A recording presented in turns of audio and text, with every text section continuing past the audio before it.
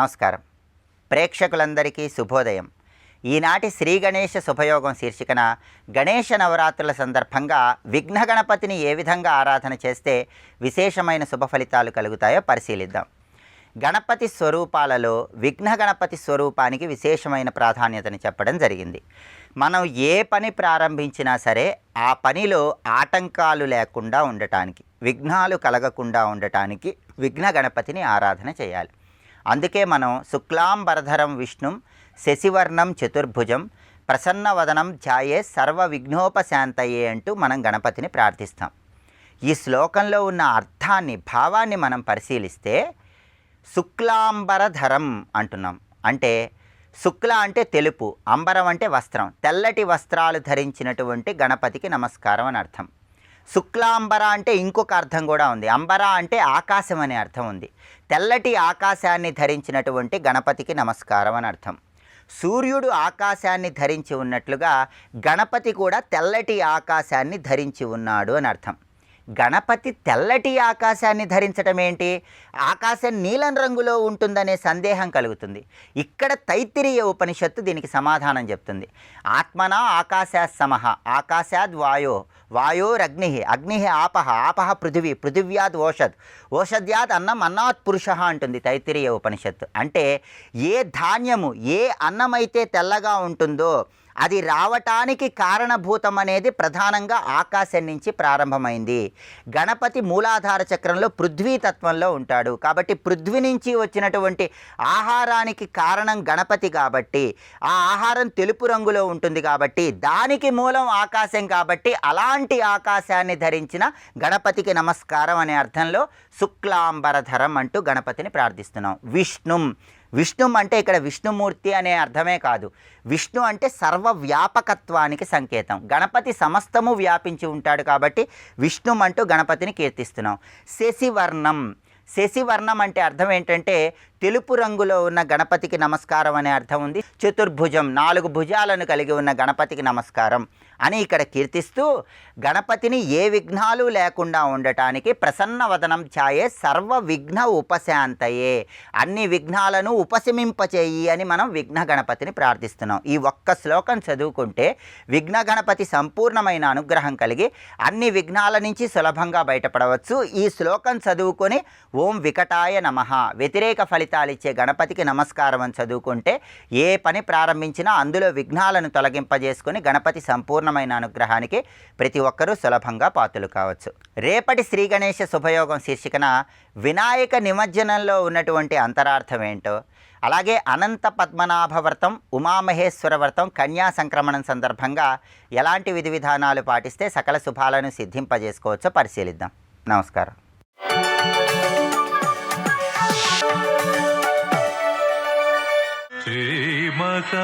గణపతిం మనసా స్మరామి, మహాగణపతిం మనసా స్మరామి, వసిష్ఠవామదేవాదివందిత మహాగణపతిం మనసా స్మరామి. యోగార్థులకి ఇంద్ర పదవి కూడా యోగం కాదు సుమా. యోగోయ సత్యలోకస్య అనసయోగో మతమమ. ఆ మాటకొస్తే వైకుంఠం, కైలాసం కూడా యోగం కాదు అంటున్నాడు. ఇక్కడ మరి ఏమిటయ్యా అలా చెప్తున్నావు అంటే ఇక్కడ చెప్పబోతున్నది సగుణ బ్రహ్మలోకములకు సంబంధించిన యోగం కాకుండా ఉపనిషత్ ప్రతిపాద్యమైన శుద్ధ బ్రహ్మము, ఇహైవ ఇక్కడే లభించేటువంటి బ్రహ్మముతో యోగం, మరణానంతరం ఇతర లోకముల యందు శైవస్య యోగో న యోగో వైష్ణవస్య పదస్య యః సయోగో భూప సూర్యత్వం న చంద్రత్వం కుబేరత. ఈ మాటలు చెప్తున్న శివుడిని విష్ణుని తగ్గించే అని అర్థం కాదు. ఆయా లోకములకు వెళ్ళడమే యోగం అనే భ్రాంతిని విడిచిపెట్టు. ఇహైవ అది కదా ఇప్పుడు చెప్పబోయే ఉపనిషత్ సిద్ధాంతం కనుక ఈ మాట. నా అనిలత్వం, నా అనలత్వం, నా అమరత్వం, నా కాలత, నా వారుణ్యం, నా నైరుత్యం, నా యోగ సర్వభౌమత. చాలదు భూదేవత్వం, ఇలాంటి మాటలు ఉన్నాయి కదా. అది ఇంద్రాది పదవులు, అలాగే దిక్పాలకుల పదవులు, ఇవి కూడా కొన్ని పుణ్యాలు చేస్తే వాయులోకం, వరుణలోకం ఇత్యాదులు వస్తాయి. వాటికి అంత శక్తి ఉందో అంత శక్తి వస్తుంది. యోగంలో కూడా ఒక్కొక్క చక్రం దాటుతూ ఉన్నప్పుడు ఒక చక్రం దాటితే పృథ్వీతత్వం మీద పట్టు వస్తుందండి. వాడు కొన్ని అద్భుతాలు చేస్తాడు. జలతత్వం మీద పట్టు వచ్చిన వాడు ఒక అద్భుతాలు చేస్తాడు. ఇవి ఆయా చక్రములు దాటినప్పుడు వచ్చే స్థితి అంటే వాడు ఆ లోకానికి వెళ్ళినట్టు అనమాట. ఆ దేవతతో ఒక ఐక్యమయ్యాడు. అది గొప్ప స్థితే, దీనికంటే గొప్పదే, కానీ పరమార్థం కాదు. అది తెలుసుకోవాల్సినది.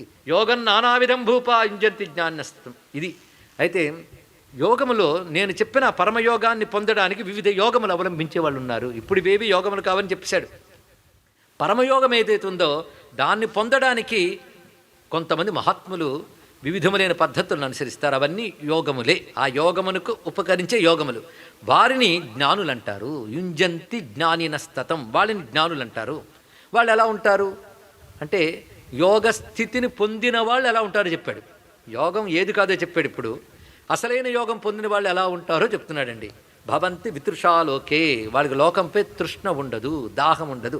దాహం ఉండదంటే ఇది కావాలి అది కావాలనేటువంటి విషయ దాహం ఉండదు. జితాహారాహ, ఆహారాన్ని జయించుతారు. ఆహారం అంటే ఇంద్రియాలు అనుభవించాలనుకునేటువంటి ఆహారములు, వాడిని జయిస్తారు. విరేత సహా అన్నప్పుడు పూర్తి అనాసక్త యోగము అని అర్థం. ఇక్కడ పావయంత్యఖిలాన్ లోకాన్, వాళ్ళు ఎలాంటి వాళ్ళంటే వాళ్ళకి ఏవి ఇంకా బంధములే లేవు. యోగంలో ఆరూఢ స్థితికి వెళ్ళినవారు. అంటే గణపతి బోధ ఎలా చేస్తున్నాడు చూసారా? యోగము కాదు అని ప్రతిపాదించాడు. ఇవి యోగములు కావు అంటూ యోగులు ఎలా ఉంటారు ఇక్కడ చెప్తున్నాడండి. యోగం ఏంటో చెప్పట్లేదు చూడండి ఇక్కడ. తర్వాత చెప్తాడు. అంటే ముందు యోగులను ఎందుకు చెప్పాడంటే అలాంటి యోగులను నువ్వు ఆశ్రయించి యోగం తెలుసుకోవాలి, ఆచార్యుడిని ఆశ్రయించాలి, సత్సంగం. ఆ సత్పురుషుడు ఎలా ఉంటాడో ఇక్కడ ప్రకటిస్తున్నాడు. అంత చక్కగా చెప్పాడు. అంటే ఇవేవి యోగములు కావని తెలుసుకున్నాక ఏది యోగమో తెలుసుకోవాలి అంటే ఎటువంటి వారిని ఆశ్రయించాలో ముందు చెప్తున్నాడు ఇక్కడ. అది ఆ క్రమంలో అంత విశేషంగా చెప్తూ యుంజంతి జ్ఞానినహ, వాళ్ళని జ్ఞానులను పేరు వాళ్ళకి. వాళ్ళు భవంతి వితృష పావయంత్యఖిలాన్ లోకాన్ వశీకృత జగత్రయా, వాళ్ళ సర్వజగత్తుని పవిత్రం చేస్తారు. అయితే ఈ సర్వజగత్తు ఏదో ఇస్తుందని వాళ్ళకి ఏముండదు. సర్వజగత్తుని వాళ్ళు వశం చేసేసుకున్నారు. అంటే అర్థం అంటే వాళ్ళు జగత్తులో దేనికి లొంగరని అర్థం. వశీకరణం అంటే ఒకదాన్ని లొంగ తీసుకోవడం కాదు, దేనికి లొంగకుండా ఉండడం. ఇది తెలుసుకోండి ఇక్కడ. అది అసలు వశీకరణం. అందుకే వశీకృత జగత్రయా కరుణాపూర్ణ హృదయా బోధయంత్యపి కాశ్చన. నిజానికి అలాంటి యోగికి ఇంకోటి బోధించవలసిన అవసరం లేదండి. అది వాళ్ళు చెప్పరు, ఎవ్వరికి ఏం చెప్పరు. ఎందుకంటే వాళ్ళకి తెలుసు. ఎందుకు చెప్పకూడదు వాళ్ళకి తెలుసు. వాళ్ళు మౌనంగా ఉంటారు. అందుకే అంతా బ్రహ్మమనే స్థితిలో ఉండేటప్పుడు ఎవడికి చెప్తాడండి? కనుక చెప్పరు. చెప్తే వాడే చెప్పాలి, వాడు చెప్పడు. చిక్కది వాడే చెప్పాలి, వాడు చెప్పట. అందుకే గొప్ప మాట అన్నాడు. వాళ్ళు కూడా కొందరు కాంశ్చన, కొందరు చెప్తారట. ఎవరయ్యంటే ఒక ఆదిశంకరులు లాంటి వాళ్ళు, ఒక దత్తాత్రేయులు లాంటి వాళ్ళు చెప్తారు. ఎందుకు చెప్తారు? కరుణాపూర్ణ హృదయా, వాళ్ళ దయయ్యా. అరే సంసారంలో పడి కొట్టుకుపోతున్నారే, అజ్ఞానాంతర్గహన పతితాన్ ఆత్మవిద్యోపదేశై త్రాతుం లోకాన్ భవదవశిఖా తాప పాపచ్యమానాన్ ముక్త్వా మౌనం వటబిటపునో మూలతో నిష్పదంతి శంభోర్మూర్తిశ్చరిత భువనే శంకరాచార్య రూప. ఎందుకయ్యా దయ అంటే అజ్ఞానాంతర్గహన పతితాన్ ఆత్మవిద్యోపదేశై త్రాతుం లోకాన్ భవదవశిఖ తాప పాపచ్యమానాన్. అజ్ఞానమనే అంధకార పడవలో పడిపోయి తాపత్రయాలతో వేగిపోతున్న వాళ్ళని చూసి ఇంకా ఎన్నాళ్ళయ్యా జనన మరణ పరంపరలో కొట్టుకు చస్తారు. తరించే సులభోపాయం ఉంటూ ఉన్నది. పొందడానికి ఈ ఉపాధి తప్ప మరి ఉపాధి లాభం లేదు, మళ్ళీ ఇది వస్తుందని గ్యారంటీ లేదు. కానీ వినండి అయ్యా వినండి అంటూ వెంటపడి ఎందుకు చెప్తారయ్యా అంటే కరుణాపూర్ణ హృదయా బోధయంత్యపి కాంశ్చన. వాళ్ళు బోధిస్తారు కూడా. అంటే వాళ్ళు అలాగే ఉంటారు కదా, బోధిస్తారు కూడా. ఎందువల్ల? కరుణాపూర్ణ హృదయ కాంచన. కొంతమంది అంటే బయటకు వచ్చి చెప్పేవాళ్ళు ఒకరిద్దరే, చెప్పని యోగులు ఎంతమంది ఉన్నారో వాళ్ళకో నమస్కారం. గుహలోంచి బయటకు వచ్చి మౌనం విడిచిన వాడు ఒక రమణ మహర్షి అయితే అసలు ఉన్నారనే తెలియకుండా గుహల్లో ఉన్నటువంటి యోగులు ఎంతమంది ఉన్నారో వారందరికీ నమస్కారము. వాళ్ళు జీవన్ముక్తా హృదయమగ్నా పరమానంద రూపిణి. వాళ్ళు పరమానంద రూపమైన హృదములో మునిగిపోయి ఉంటారు. తేపి బ్రహ్మహృదం నిత్వా, ఎక్కడ భాగవతంలో ఉంది. బ్రహ్మమనే మడుగులో మునిగిపోయి ఉంటారు. వాళ్ళు నిమీల్యాక్షాన్ని పశ్యంత, వాళ్ళు కళ్ళు మూసుకు చూస్తారే అన్నాడు. ఇదేమిటండి? మీకు తెలియదండి, కళ్ళు మూసుకు విన్నవాళ్ళు మాత్రం లేరా అంటారు ఇక్కడ. నిమీల్యాక్షాన్ని పశ్యంత. ఎందువల్ల కళ్ళు మూసుకుంటారే అంటే పరం బ్రహ్మ హృది స్థితం పశ్యంత, హృదయంలో ఉన్న బ్రహ్మమనే చూస్తూ జగద్విషయంలో వాళ్ళు నిమీల్యాక్షి. ధ్యాయంతః పరమం బ్రహ్మం చిత్తే యోగవశీకృతం, యోగవశీకృతమైన చిత్తమనందు బ్రహ్మమునే ధ్యానిస్తూ భూతాని స్వాత్మనాతుల్యం, సర్వభూతములు ఆత్మకు అభిన్నములుగా చూస్తూ ఆత్మగానే అన్నిటినీ గణనం చేస్తూ సర్వాణి గణయంతితే ఏన కేనచిదాచ్ఛిన్న. వాళ్ళు దేని చేత మరుగుపడరు. పిలవకుండా వస్తారు, అసలు రాకుండా ఉంటారు. వాళ్ళు ఇలా ఉంటారని చెప్పడానికి లేదు. వాళ్ళు ఎలా వస్తారో ఎలా ఉంటారో తెలియదు. వాళ్ళు భూమిలో తిరుగుతూ ఉంటారు అటు ఇటు. అంటే కరుణాపూర్ణ హృదయా భ్రమంతి ధరణీతలే అనుగ్రహాయ లోకానాం. జితక్రోధా జితేంద్రియా దేహమాత్రభృతో భూపా. కేవలం వాళ్ళకి ఇంకా ఏదో ప్రారంధం ఉన్నదేమో, అనుభవం ఉండదు. ఆ దేహం మాత్రమే వాళ్ళు ధరించి ఉంటారు. జీవన్ముక్తులు సమలోష్టాస్మ కాంచనా ఏతాదృశా మహాభాగాస్యు చక్షుర్గోచరా ప్రియా. అలాంటి వాళ్ళు కొందరు మాత్రమే దృష్టికి గోచరమవుతారు. ఓ ప్రియా. ఇందులో ఈయన సంబోధించిన పలుమార్లు వరేణ్యుని ప్రియా అని పిలుస్తాడండి. ఇక్కడ భక్తుడిని అంత ప్రీతిగా పిలిచే దైవం ఈయన తప్ప ఇంకెక్కడ కనబడతాడు? ఇలాంటి సంబోధన ఏ గీతాచార్యుడు చేయలేదు. ప్రియా అని పిలవడం ఏంటండి? ఇక్కడ పలుమార్లు అంటాడు. ఇక్కడ అను ఇప్పుడు యోగం అంటే ఏంటో చెప్తున్నాను అన్నాడు. ఇక్కడ సర్వం శ్రీ సిద్ధలక్ష్మీ వల్లభా సమేత మహాగణపతి చరణారవిందార్పణమస్తు.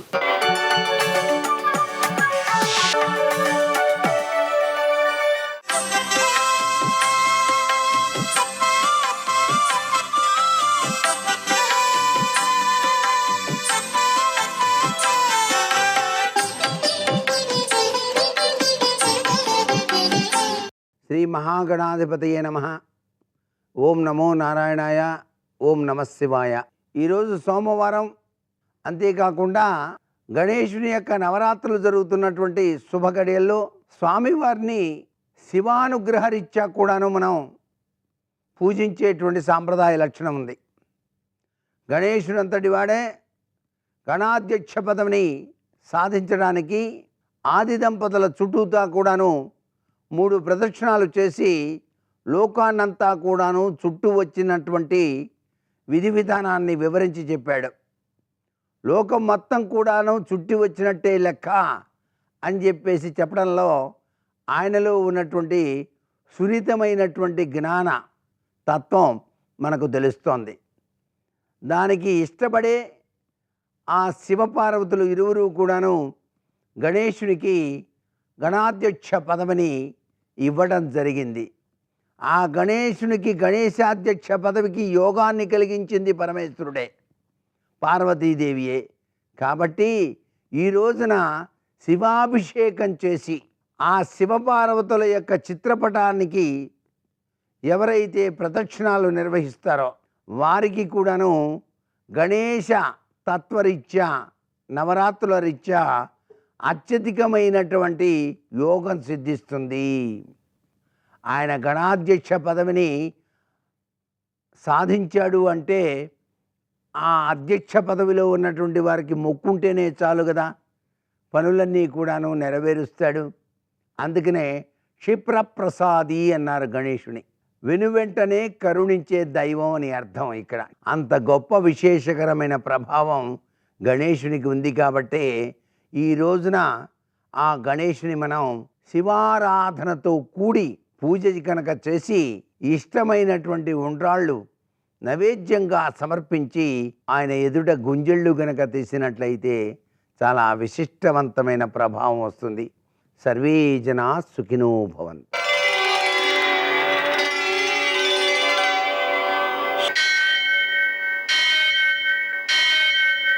సహస్రశీరుషం దేవం విశ్వాక్షం విశ్వశంభువం విశ్వం నారాయణం దేవమక్షరం పరమం పదం విశ్వతః పరమాం నిత్యం విశ్వం నారాయణగుం హరిం విశ్వమేవేదం పురుషస్తద్విశ్వముపజీవతి పతిం విశ్వస్యాత్మేశ్వరగుం శాశ్వతగుం శివమచ్యుతం నారాయణం మహాజ్ఞేయం విశ్వాత్మానం పరాయణం.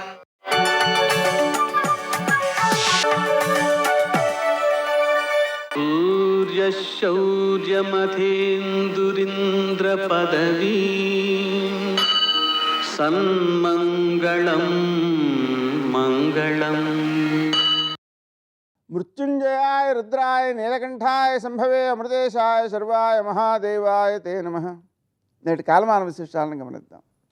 స్వస్తి శ్రీ చాంద్రమాన క్రోధినామ సంవత్సరం దక్షిణాయనం వర్ష ఋతువు భాద్రపద మాసం శుక్లపక్షం సోమవారం. సూర్యోదయం 6:08 సూర్యాస్తమయం 6:14.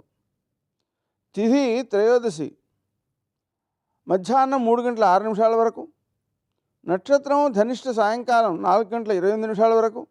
వర్జం రాత్రి 10:53 నుంచి 12:18 వరకు. దుర్ముహూర్తం మధ్యాహ్నం 12:35 నుంచి 1:24 వరకు, మరల మధ్యాహ్నం 3 నుంచి 3:49 వరకు, అమృతకాలం ఉదయం 7:03 నుంచి 8:30 వరకు, రాహుకాలం సోమవారం కాబట్టి ఉదయం 7:30 నుంచి 9 గంటల వరకు, అష్టకవర్గు రీత్యా శుభప్రదమైన సమయం మధ్యాహ్నం 2:01.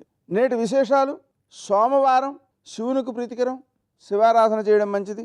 దేవదేవ దత్తావతారం దత్తాత్రేయుని ఆరాధించుకోవడం ద్వారా ప్రకృతి శక్తుల నుంచి జ్ఞానాన్ని సముపార్జించే శక్తి ఏర్పడుతుంది. 3 రోజులు ఈ రోజు నుంచి ఉపవాసం ఉండి వటసావిత్రి వ్రతాన్ని చేస్తారు. ఆ వ్రతారంభం అన్నమాట ఇవాళ. అలాగే ఈరోజు రాత్రి 7:35 కన్యా సంక్రమణం జరుగుతోంది. ఆ కారణంగా మధ్యాహ్నం 12:12 నుంచి సూర్యాస్తమయం వరకు షడశీతి పుణ్యకాలం ఉంటుంది. ఆ సమయంలో నదీ స్నానం, దానం, పితృదేవతారాధన అత్యంత ఉత్తమ ఫలితాలను అందజేస్తాయి. దానాధికం ప్రత్యక్షంగా చేయలేని వాడు కనీసం జనని కనకవృష్టిని దక్షిణాన్ని తీర్పయామి అనే మంత్రాన్ని జపించుకుంటూ అమ్మవారిపై బంగారు వర్షాన్ని కురిపిస్తున్నట్టుగా భావన చేయడం ద్వారా విశేషమైన సత్ఫలితాన్ని పొందుతారు. నేటి ఆణిముత్యాలు: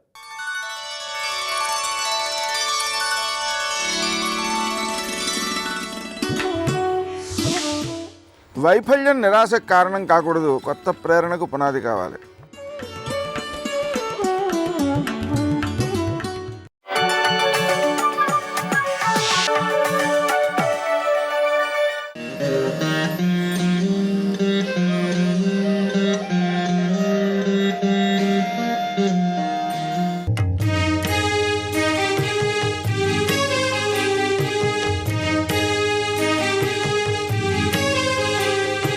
ముంబాయిలోని ప్రభాదేవి ప్రాంతంలో కాకాసాహెబ్ గాడ్గిల్ మార్గ్, ఎస్కేబోలే మార్గ్, వీర సావర్కర్ మార్గుల కూడలిలో ఈ విశేషమైన దేవాలయం నెలకొని ఉంది.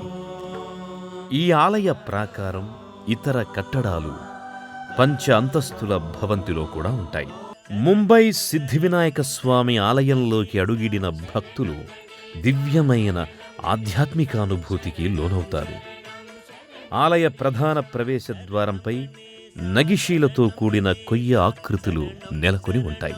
బంగారు వర్ణ, రజతవర్ణ తాపడాలు, ముడిపించే ఆకృతులతో చూపు మరల్చుకోలేనంత శిల్పకళా సౌందర్యంతో ఆలయ లోగిలి ఆకట్టుకుంటుంది. గర్భాలయానికి 4 ద్వారాలుంటాయి. స్త్రీ పురుషులు వేర్వేరు వరుస మార్గాల ద్వారా గర్భాలయంలోకి ప్రవేశిస్తారు. వర్ణరంజితమైన కళా నైపుణ్యం నేపథ్యంగా అలరారే సమున్నత ఆసనంపై సిద్ధివినాయక స్వామి భక్తాభీష్ట వరదుడై కొలువుదీరి ఉన్నాడు. సింధూర వర్ణమయమైన సిద్ధివినాయకుని దివ్యమంగళ విగ్రహాన్ని దర్శించి భక్తులు పులకాంకితులవుతారు. గణపతి బప్పా మోరియా అనే జయ జయధ్వానాలు మిన్నంటుతుండగా భక్తులు సిద్ధివినాయకుణ్ణి దర్శించుకొని తరిస్తారు. లక్ష్మీ గణపతి స్వరూపంగా, క్షిప్రప్రసాద గణపతి స్వరూపంగా భక్తులు ఈ గణపతిని ఆరాధించుకుంటారు. ఈ సిద్ధివినాయకుని ఏకశిలా ప్రతిమలో కుడి ఎడమలలో సిద్ధి బుద్ధి స్వరూపాలుంటాయి. చతుర్బాహువులతో ఉన్న స్వామి పై కుడి చేతిలో తామర పువ్వుని, ఎడమచేత గండ్రగొడ్డలిని, అలాగే క్రింది కుడి చేతిలో జపమాలను, ఎడమ చేతిలో మోదక పాత్రను ధరించి ఉంటాడు. 2.5 అడుగుల ఎత్తు, 2 అడుగుల వెడల్పుతో ఇక్కడ సిద్ధివినాయకుడు విలసిల్లుతున్నాడు. నానారత్న ఖచిత స్వర్ణ కిరీటం, స్వర్ణాభరణాలు, పుష్పమాలికా సౌందర్యంతో స్వామి తెజరిల్లుతాడు. సింధూరవర్ణమైన గణపతిని తరుణ గణపతిగా వ్యవహరిస్తారు. తరుణ గణపతి ఆరాధనం సకల శుభదాయకం. సత్వరం గణేశానుగ్రహాన్ని పొందాలంటే తరుణ గణపతి ఆరాధనమే తరుణోపాయమని చెబుతారు. అలాంటి భక్త సులభుడైన సిద్ధివినాయకుని ఈ దివ్య సన్నిధి భక్తుల పాలిట స్వర్ణధామం. గర్భాలయం అష్టకోణాలుగా విభజితమై ఉంటుంది. శివ పరివారంతో పాటు గణేశుని వివిధ రూపాలు ఉంటాయి. నవసచ గణపతిగా, నవసాల పవనార గణపతిగా ఈ సిద్ధివినాయకుణ్ణి మరాఠా భక్తులు ఆరాధించుకుంటారు. ముఖ్యంగా ప్రతి మంగళవారం ఈ దివ్య గణేశ సన్నిధానానికి భక్తులు అధిక సంఖ్యలో విచ్చేస్తారు. ప్రతినిత్యం ఉదయం 5:30 నుండి రాత్రి 12:30 వరకు భక్తులను ఇక్కడ దర్శనానికి అనుమతిస్తారు. ప్రతినిత్యం వివిధ పూజాధికాలు, అభిషేకాదులతో సిద్ధివినాయక స్వామి ఆలయం సందడిగా ఉంటుంది. ఏకదేవం సర్వభూతేషు అన్నట్టుగా సకల జీవకోటి పరంపరను సత్వరం అనుగ్రహించే దైవం సిద్ధి గణపతి. గణపతి ఆలయం ముందు ముఖమంటపంలో పంచతాలకు, పంచప్రాణాలకు ప్రతీకలుగా పంచమూషిక రజత ప్రతిమలుంటాయి. మోదకాన్ని తింటోన్న భంగిమలో ఉండే ఈ మూషికాలు ఎంతో మహిమాన్వితమైనవని భక్తుల విశ్వాసం. ఈ మూషికాల చెవుల్లో భక్తులు తమ మనోభీష్టాల్ని వివరిస్తారు. స్వామి వాహనమైన అనింద్యుడు అనే ఈ మూషికం భక్తుల కోరికల్ని శ్రద్ధగా విని గణపతికి వివరిస్తాయని ప్రతీతి. గణపతి ఆలయం ముంగిట దాదాపు 4 మీటర్ల ఎత్తులో ఉండే దీపమాలిక స్తంభం ఒకటి కానవస్తుంది. ఈ దీపస్తంభం వెనుక వైపు యజ్ఞవాటిక ఉంది. ఇక్కడ ప్రతినిత్యం గణపతి హోమాలను నిర్వహిస్తారు. ఈ యాగశాలలో కూడా ప్రత్యేకంగా గణపతి మందిరం ఉంది.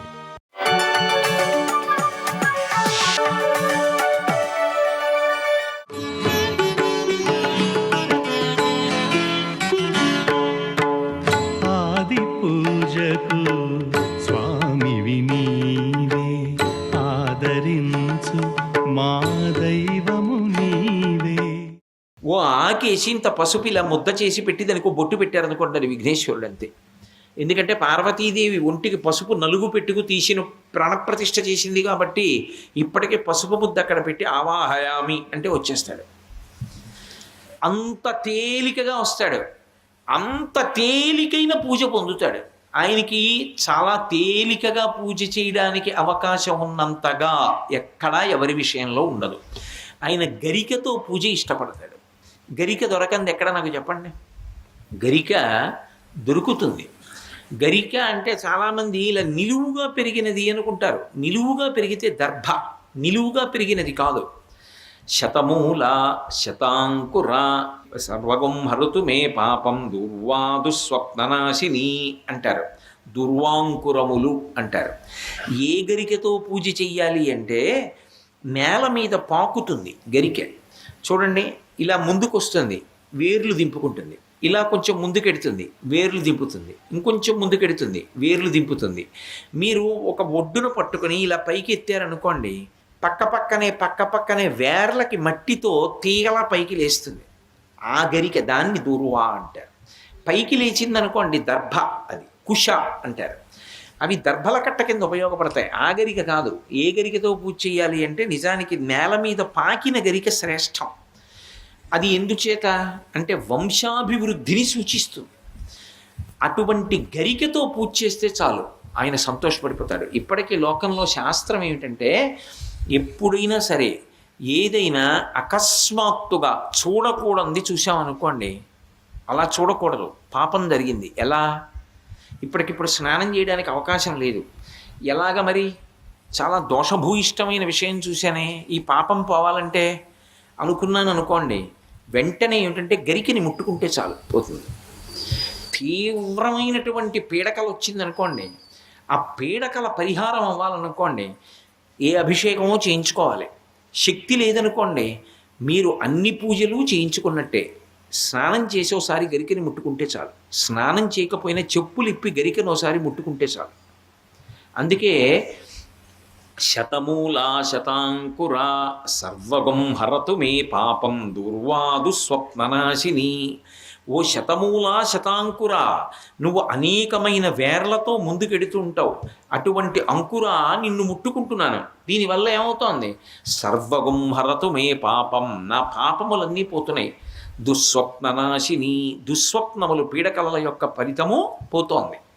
అటువంటి గరిక విఘ్నేశ్వరుడి పాదముల మీద వేసి తీసి కళ్ళకద్దుకుని తల మీద పెట్టుకున్నారనుకోండి, విఘ్నములనన్నిటినీ కూడా తీసేస్తాడు.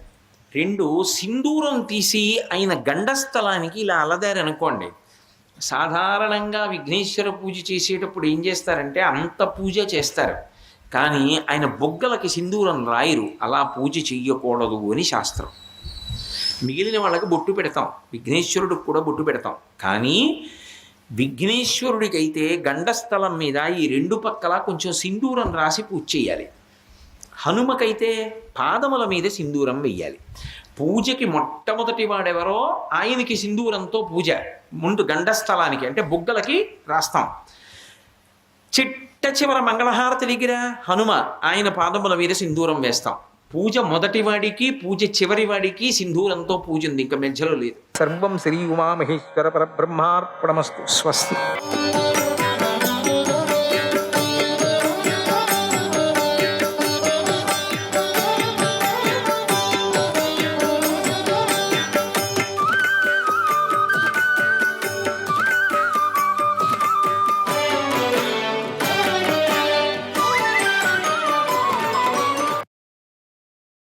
వివాహం పట్ల పెంచుకునే ఆశ ఇక నాకంటే దుర్లభతం అని తెలుస్తుంది. అటువంటి దుర్బలతరం అంటే ఇంకా బలహీనత నాకన్నా ఎక్కువ వాళ్ళకే అనిపిస్తుంది. నేనే మేలేమో అనిపిస్తుంది. అంటే ఆశ అనేటువంటిది ఈ ఉదాహరణలంతా చెప్పుకొని వెళుతున్నారు. ఆ విప్రుడి మాటలు విని ఆ రాజు తన అంతఃపుర కాంతులతో సహా అతని పాదాలను శిరస్సుతో తాకి సాగిలిపడ్డాడు. అంటే పూర్వందంతా జ్ఞాపకం వచ్చినట్టుంది. అప్పుడు రాజు ఇలా అన్నాడు, దేవా అనుగ్రహించండి, నా కొడుకును కలుసుకోవాలని కోరికగా ఉంది. ద్విజోత్తమ, ఇప్పుడు మీరు నాతో చెప్పినదంతా సత్యమే అన్నాడు. అప్పుడు ధర్మపరాయణులు శ్రేష్ఠుడు భగవంతుడైనటువంటి తను మహర్షి నవ్వి తన తపస్సు చేత శాస్త్రజ్ఞాన ప్రభావం చేత ఆ రాజుగారి కొడుకును వెంటనే అక్కడికి రప్పించాడు. రాజును ధర్మపారాయణంలో శ్రేష్ఠుడైనటువంటి ఆ ముని తన ధర్మస్వరూపాన్ని అతనికి చూపించాడు. అంటే ఆ రాజుకు చూపించాడు తనది, రాజుది ఏం తప్పు అని చెప్పాడు. రాజుకు తన దివ్యమైనటువంటి అద్భుతమైనటువంటి రూపాన్ని చూపించి తను మహర్షి పాపరహితుడై క్రోధం విడిచి సమీపంలో ఉన్నటువంటి అడవికి వెళ్ళిపోయాడు. రాజా, ఇదంతా నేను చూశాను, ఆ ముని చెప్పిన మాటలన్నీ విన్నాను. కనుక శరీరాన్ని చాలా కృషింపచేసే ఈ మృగాన్ని గూర్చిన ఆశను వెంటనే తొలగించుకో అన్నాడు ఋషభుడు. భీష్ముడు ఇలా చెప్తున్నాడు. ఋషభ మహాత్ముడు ఇలా చెప్పగానే సుమిత్రుడు చాలా ఆశను వెంటనే వదిలివేశాడు. ఏవం త్వమపి కౌంతేయ శ్రుత్వా వాణీ మిమాం మమ స్థిరో భవ మహారాజ హిమవానివ పర్వతః హిమవానివ పర్వతః. కౌంతేయ, అలాగే నీవు కూడా నా మాటలు విను. ఆశను వదిలి హిమత్పర్వతంలా స్థిరంగా ఉండు. హిమత్పర్వతం ఎప్పుడు స్థిరంగానే ఉంటుంది, అట్లా ఉండు. మహారాజా, కష్టాలు వెన్నంటి వచ్చినప్పటికీ ఇక్కడ తగిన రీతిగా ప్రశ్నలు వేస్తూ వారికి తగిన సమాధానాలు పొందుతున్నావు నువ్వు. కాబట్టి దుర్యోధనుతో సంధి కానందుకు నీవు బాధపడనక్కర్లేదు అని అన్నాడు భీష్ముడు. పాతదంతా యోచన చేసుకోవద్దు, అయిపోయింది. శ్రీకృష్ణాయ పరమాత్మనే నమః.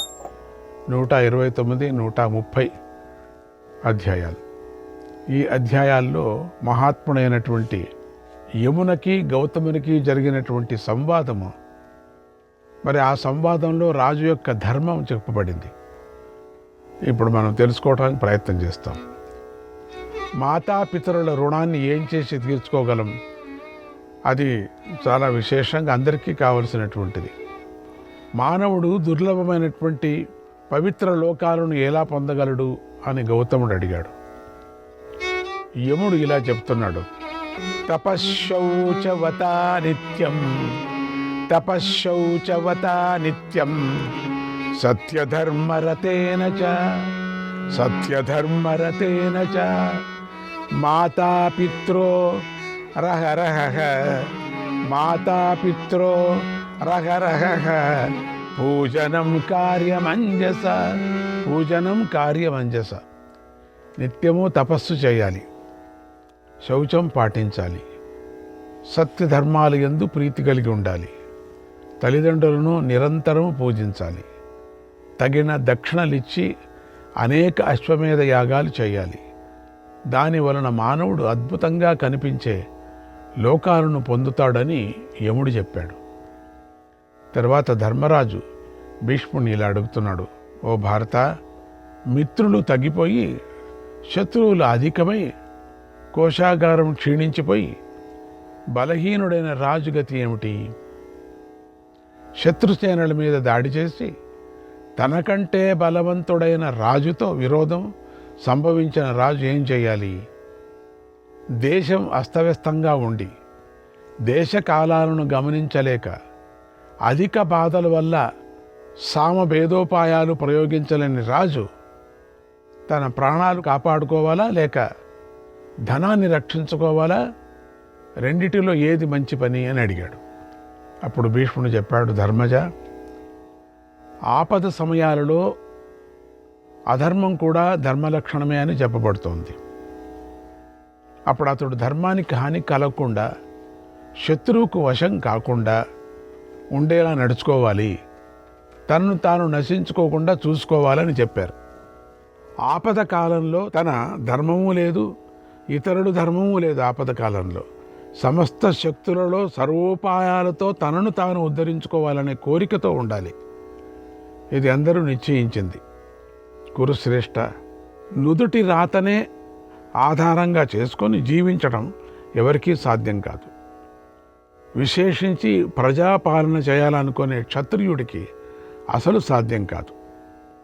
కాబట్టి ఆపత్కాలంలో రాజు దేశ ప్రజలు కూడా పరస్పరం రక్షించుకోవాలి. ఇది నిత్య కర్తవ్యం. ఇది సనాతన ధర్మం. దానం చేత కొందరు, యజ్ఞకర్మల చేత కొందరు, తపస్సు చేత కొందరు, బుద్ధి చేత కొందరు, సామర్థ్యం చేత కొందరు ధనరాశులను పొందుతారు కదా. ధనహీనుణ్ణి దుర్బలుడు అంటారు. ధనంతో బలవంతుడవుతాడు. ధనవంతునికి అన్నీ లభిస్తాయి. నిధి కలవాడు అన్ని కష్టాలను దాటగలడు. ధనం వలన ధర్మం, కామం, ఇహపర లోకాలు కూడా సిద్ధిస్తాయి. ఆ ధనాన్ని కూడా ధర్మంగా పొందాలని కోరుకోవాలి.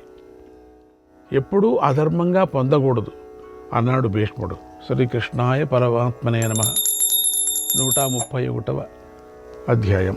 యుధిష్ఠిరుడు అడిగాడు, సైన్యం ధన సంపత్తి క్షీణించినవాడు, బద్ధకస్తుడు, బంధువులపై జాలితో వారు చచ్చిపోతారనే భయంతో యుద్ధం చేయనివాడు, అందరిపై సందేహం కలవాడు, తన రహస్యాలు వెల్లడి అయినవాడు, దేశంలో కొన్ని భాగాలు శత్రువులచే ఆక్రమించబడినవాడు, ద్రవ్యం లేక మిత్రుల ఆదరాన్ని కోల్పోయినవాడు, శత్రుపక్షంలో చేరిన మంత్రులు కలవాడు, శత్రు సైన్యాలచే చుట్టుముట్టుబడినవాడు, బలిష్ఠుడైన శత్రువు చేతిలో చిక్కిన రాజు ఆ పరిస్థితుల నుండి బయటపడటానికి ఏం చెయ్యాలి?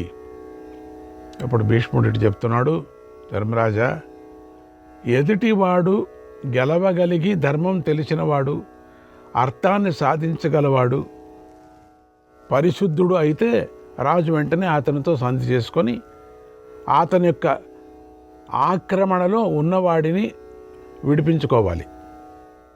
అవతలివాడు అధర్మ మార్గంలో గెలిచేవాడు, బలవంతుడు, పాప పనులు చేసేవాడైతే వాడి కోసం కొంత వదులుకొని అయినా సంధి చేసుకోవాలి. రాజధానినో ద్రవ్యాన్నో వదులుకొని ఆపద నుండి తప్పించుకోవాలి. ప్రాణాలతో ఉంటే రాజోచితమైన గుణాలతో ద్రవ్యాన్ని మళ్ళీ సంపాదించుకోవచ్చు కదా. కోశాన్ని, సైన్యాన్ని వదులుకుంటే తొలగిపోయే ఆపదల కోసం అర్థధర్మాలు తెలిసినవాడు తన ప్రాణాలు ఎలా వదులుకుంటాడు? ఇది శత్రువుల ఆక్రమణలో అంతఃపుర రక్షణకు గట్టిగా ప్రయత్నించాలి. తన చెయ్యి దాటి అది శత్రువు సొమ్ము అయితే దానిపై కూడా దయలేకుండా సాధ్యమైనంత వరకు తనను తాను పరుల పాలు కాకుండా కాపాడుకోవాలి అన్నాడు. అప్పుడు యుధిష్ఠిరుడు ఇలా అడుగుతున్నాడు, పితామహ, రాజ్యం కోట శత్రువులకు స్వాధీనమై ఆంతరంగికులైనటువంటి మంత్రులు మొదలైన వారు కోపించినప్పుడు కోశాగారం క్షీణించి రహస్యాలు బయటకు పొక్కుతున్నప్పుడు ఏం చేయాలి అని అడిగాడు.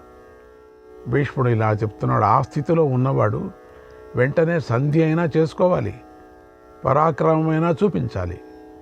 దానితో శత్రువును వెళ్ళగొట్టడమో తానే పరలోకానికి వెళ్ళటమో వెంటనే తేలిపోతుంది. తనను ప్రేమిస్తూ ఇష్టపడుతూ సంతోషంగా ఉన్న సైన్యం కొంచెం ఉన్నా రాజు విజయాన్ని సాధిస్తాడు. చనిపోతే స్వర్గానికి పోతాడు. శత్రువును చంపితే భూమిని గెలుస్తాడు. యుద్ధంలో ప్రాణాలు వదిలితే ఇంద్రునితో కలిసి స్వర్గంలోకంలో ఉంటాడు. ఉపాయంగా లోకాన్ని అంతటినీ మెత్తదనంతో ఆకట్టుకోవాలి. విశ్వాసంతో శత్రువు తల వంచి యుద్ధాన్ని మానుకునేటట్లు చేయాలి, లేదా తానే అతనిని విశ్వసించినట్టు ఉండాలి. మంచితనంతో తీయని మాటలతో శత్రుపక్షాన్ని అనుకూలం చేసుకొని రాజ్యం నుంచి బయటకు పోయి తన వారిని కూడా తీసుకొని మళ్ళీ తన రాజ్యాన్ని ఆక్రమించే ప్రయత్నానికి ఉపక్రమించాలి అన్నాడు భీష్ముడు. శ్రీకృష్ణాయ పరమాత్మనే నమః. 132, 133, 134 అధ్యాయాల్లో ఉండేటువంటి ముఖ్యమైనటువంటి ఘట్టాలు. ఈ అధ్యాయాల్లో రాజర్షి ఎలా ఉండాలో, కోశాగారం నింపే విధానము, బలము యొక్క మహత్వము, దోపిడీ చేసిన పాపమునకు ప్రాయశ్చిత్తము చెప్పబడింది. ఇక్కడ ధర్మరాజు ఇలా అడిగాడు, తాతగారు, లోకులందరూ ఆచరించవలసిన పరమధర్మం క్షీణించినప్పుడు, భూమి మీద జీవనమంతా దొంగల పాలు అయినప్పుడు, ఆ చేటు కాలంలో పుత్ర పౌత్రాలను విడిచిపెట్టలేని బ్రాహ్మణుడు ఎలా బ్రతకాలి? భీష్ముడు ఇలా చెప్తున్నాడు, ధర్మరాజా, అలా ఉన్నవాడు తన విజ్ఞాన బలంతో జీవించాలి. లోకంలో కనిపించే ధనాదులన్నీ మంచివారి కోసమే కానీ చెడ్డవారి కోసం కాదు. చెడ్డవారి నుండి సొమ్ము సేకరించి మంచివారికి అందించే సాధనంగా ఉన్నవాడు ఆపద్ధర్మం తెలిసినవాడే కదా. ధర్మరాజా, ఇతరులను గురించి నిందలు చాడీలు చెప్పటం చెడ్డవారి లక్షణం. మంచివారు ఇతరులలోని మంచి గుణాలనే చెబుతారు. దేవతలు కూడా చెడ్డ పనులు చేసే నరాధమని నరకానికి పడదోస్తారు. మోసంతో ధనం సంపాదించేవాడు ధర్మభ్రష్టుడవుతాడు. వేద విహితం, స్మృతి సమ్మతం, సజ్జన సేవితం, తనకు ప్రియమైనదనేటువంటి 4 గుణాలతో కూడినటువంటి ధర్మాన్ని చెప్పేవాడే ధర్మవేత్త. అహేరివహి ధర్మస్య, అహేరివహి ధర్మస్య పదం దుఃఖం గవేషితుం, పదం దుఃఖం గవేషితుం. పాము పాదాలను వెతకటంలాగానే ధర్మం నడకను వెతకటం చాలా కష్టం. పాము పాదాలు కష్టం వెతికేది. దెబ్బతిన్న జంతువు కాలి గుర్తులు, నెత్తురు మరకల ద్వారా వేటగాడు దాని ఉనికిని కనిపెట్టినట్లు 4 గుణాల ద్వారా ధర్మం యొక్క యథార్థ స్వరూపాన్ని కనిపెట్టి చెప్పవచ్చు. యుధిష్ఠిర, ఈ విధంగా శ్రేష్ఠుడు వెళ్ళిన దారిలో నీవు కూడా వెళ్ళాలి. రాజఋషుల నడవడిక ఇలాగే ఉంటుందని తెలుసుకో. ఓ కౌంతేయ, రాజు తన రాష్ట్రం నుండి పరరాష్ట్రం నుండి సంపద కూడబెట్టాలి. దానిపైనే ధర్మరక్షణ, రాజ్యాభివృద్ధి ఆధారపడి ఉన్నాయి. కనుక కోశాన్ని పెంపొందించుకోవాలి, దాన్ని సరైన పద్ధతిలో సంరక్షించుకోవాలి. అలా కాపాడుతూ జాగ్రత్తగా అభివృద్ధి చెందేటట్లు చేయాలి. ఇదే సనాతన ధర్మం. ఆచార విచారాలతో పరిశుద్ధుడైన వాడు కానీ, మిక్కిలి క్రూరుడైన వాడు కానీ కోశాన్ని కూర్చలేడు. పూర్తిగా మంచి మార్గంతో కానీ, పూర్తిగా చెడు మార్గంతో కానీ కోశాగారం నిండదు. మధ్య మార్గాన్ని అనుసరించి కోశ సంగ్రహణం చేయాలి. అల్పేప్యర్థే చ మర్యాద, అల్పేప్యర్థే చ మర్యాద, లోకే భవతి పూజిత, లోకే భవతి పూజిత. ఈ లోకంలో చిన్న పనికైనా మర్యాద ముఖ్యం అవుతుంది. నష్టపోయిన వారు శత్రువుకు నమ్మకం పుట్టించి వాడితో కలిసిమెలిసి వాడి సొమ్ము మొత్తం తప్పకుండా కాజేస్తాడు. ఈ విషయంలో రాజు జాగ్రత్తగా ఉండాలని చెప్తున్నాడు భీష్ముడు. భీష్ముడు ఇంకా ఇలా చెప్తున్నాడు, రాజా, అనుభవజ్ఞానులు అయినటువంటి విద్వాంసులు ఒక ధర్మాన్ని ఇలా చెప్తూ ఉంటారు. అనుభవజ్ఞులు, అధర్మో ధర్మ ఇత్యేతత్, అధర్మో ధర్మ ఇత్యేతత్, యథా వృకపదం తథా, యథా వృకపదం తథా. నేల మీద పడిన కాలి గుర్తులు కుక్కవో తోడేలువో తెలుసుకోవటం ఎంత కష్టమో, ధర్మాధర్మ నిర్ణయం కూడా అలాంటిదే అవుతుంది. ధర్మ అధర్మ ఫలితాలను ఎవడు ఎప్పుడు ఇహలోకంలో ప్రత్యక్షంగా చూడలేడు. కనుక రాజు బలాన్ని పొందటానికే ప్రయత్నం చేయాలి. ఎందుకంటే ఏదైనా బలవంతునికి వశమవుతుంది కదా. నేను అనామకుణ్ణి, మీ సేవకుణ్ణి, మీరు గొప్పవారు అంటూ ఎదుటివారి గుణాలను కొనియాడుతూ ఉండాలి. దానాలు జపాలు చేస్తూ మెత్తగా ఉండాలి. వీలైనంత మౌనంగా ఉండాలి. వీలైనంత ఇతరులకు కష్టసాధ్యమైన మంచి పనులు చాలా చాలా చేస్తూ సమాజంలో ప్రవేశం సంపాదించుకోవాలి. లోకులు తిట్టినా పొగడినా పట్టించుకోకుండా మంచి పనులు ఇంకా ఇంకా చేస్తూ ఉండాలి. ఇట్లా చేసిన వాడు పాపరహితుడై త్వరలో ప్రజాభిమానాన్ని పొందుతాడు. అనేక విధాల సుఖాలను అనుభవిస్తాడు. అతడు చేసినటువంటి మంచి పనే అతడిని కాపాడుతుంది. లోకంలో అందరి మన్ననలను అందుకుంటాడు. ఇహంలో కానీ పరంలో గొప్ప ఫలాలను పొందుతాడు అని భీష్ముడు చెప్తున్నాడు. శ్రీకృష్ణాయ పరమాత్మనే నమః.